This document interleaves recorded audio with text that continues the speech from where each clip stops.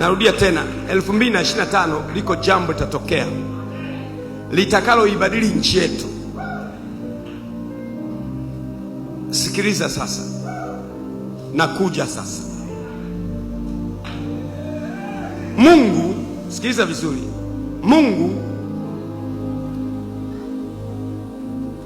anataka kuibadili dunia, ile dunia ya wakati wa mwisho iliyotabiriwa. Tunaelekea mwishoni. Mungu anataka kuiendea dunia ili aibadili, lakini surprising, Mungu huyu anatokea Tanzania.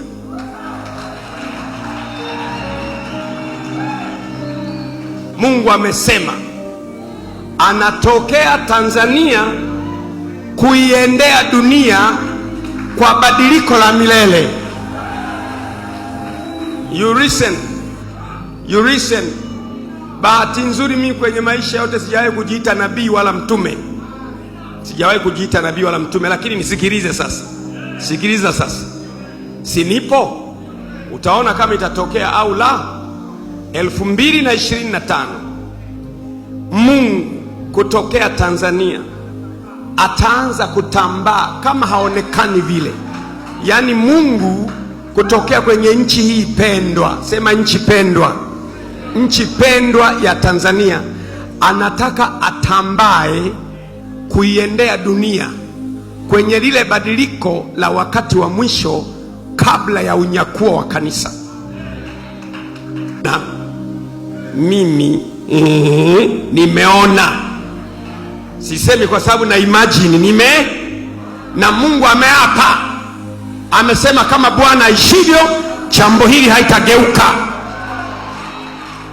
Kwa hiyo naye pambana kijacho utapasuka kifua. Huo ni mkono wa Bwana.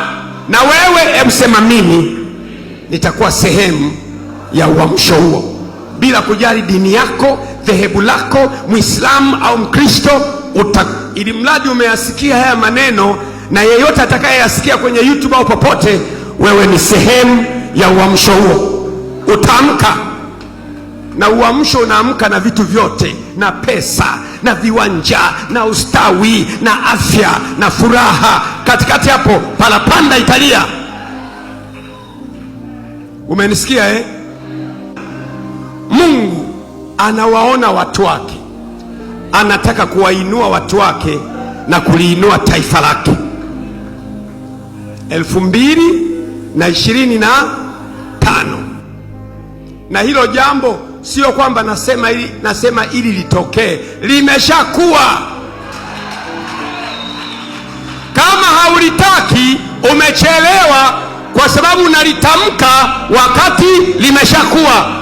Mungu anahesabu miisho kabla ya mwanzo. Mwangalie mwenzako, mwambie halu, usipingane na hilo jambo.